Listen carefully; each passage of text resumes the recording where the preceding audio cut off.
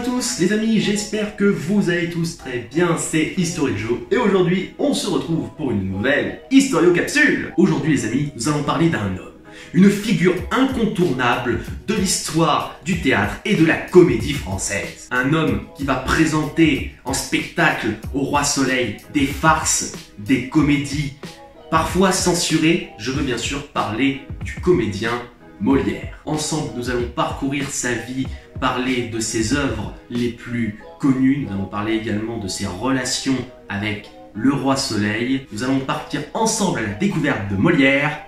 Générique!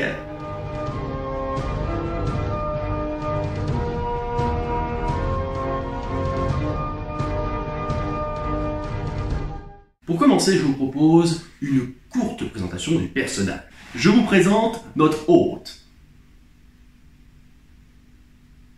Jean-Baptiste Poquelin, dit Molière. Et oui, Molière n'est pas son prénom, c'est son nom de scène. Jean-Baptiste Poquelin va naître en 1122. Il est né d'une famille d'artistes puisque son père est tapissier du roi.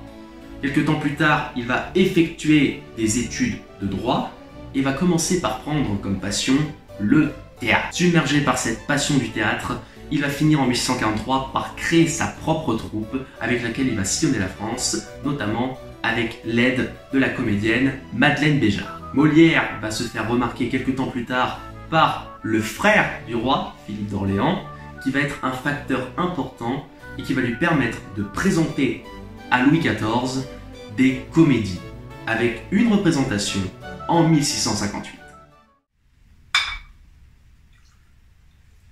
Buvons, chers amis, buvons. Le temps qui fuit nous y convie. Profitons de la vie, autant que nous le pouvons.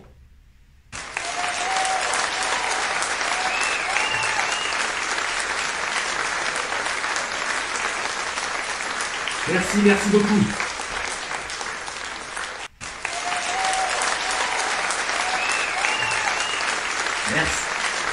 Merci.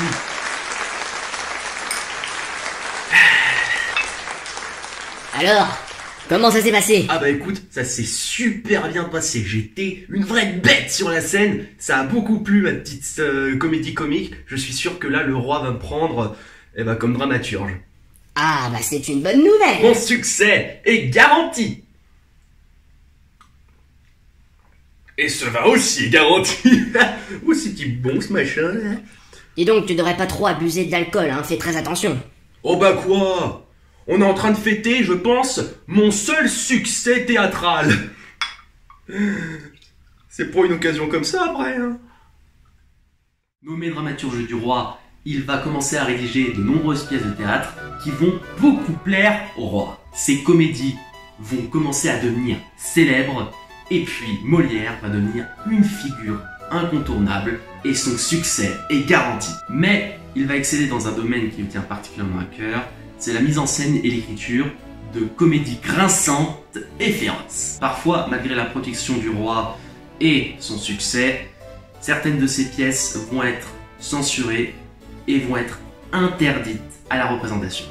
Dans ces comédies de farce et qui vont être interdites à la représentation, on peut citer par exemple le Tartuffe qui met en scène un dévot qui essaye d'arnaquer une famille, et puis on a le Malade imaginaire qui présente un médecin qui essaye d'arnaquer son patient. Dans les œuvres de Molière, on peut citer celle-ci. Encore, on peut citer celle-là. Ou bien même encore celle-ci. Enfin bref, il en a fait beaucoup. Chienne, port d'armes, Garogne. Ah, ça, cette phrase comique, elle est parfaite pour mon œuvre. Ah Ouh. À qui ai-je l'honneur, monsieur? Joris de la Brunetterie, simple courtisan. Ah, Jean-Baptiste Poquelin, enfin Molière si vous préférez, dramaturge de Sa Majesté. Ah mais c'est vous! Vous savez que j'ai entendu que du bien sur vous, il paraît que vous réalisez des pièces vraiment incroyables. Dites-moi, vous avez réalisé quoi ces derniers temps? Oh, vous savez, je jongle entre écrire des comédies comiques et parfois je me fais refuser parce qu'on me dit qu'elles sont satiriques, alors que moi je n'ai pas l'habitude de critiquer dans mes pièces, jamais. Donc là, j'hésite encore sur un titre de l'une de mes pièces entre l'avare et le crevard. L'avare et le crevard?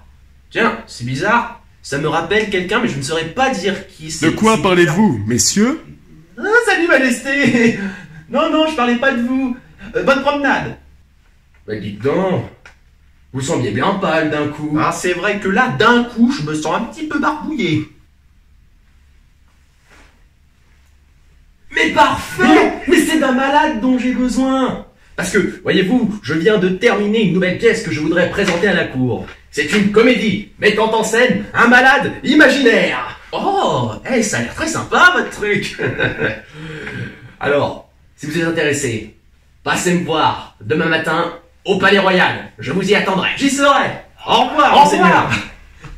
Je viens de décrocher un casting avec Molière. À moi la comédie française. En 1673, Molière va commencer à avoir une santé assez défaillante.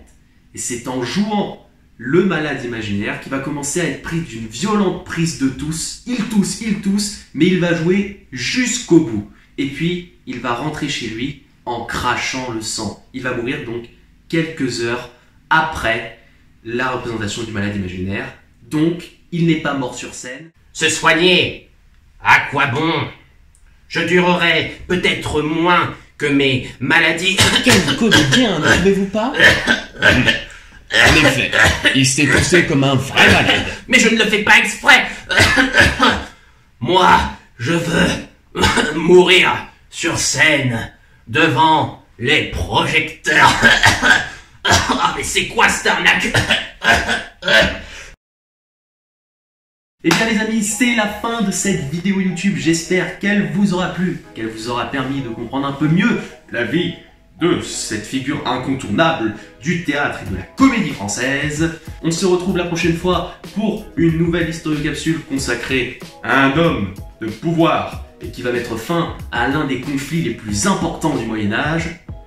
Je vous dis à la prochaine, les amis. Ciao. Oh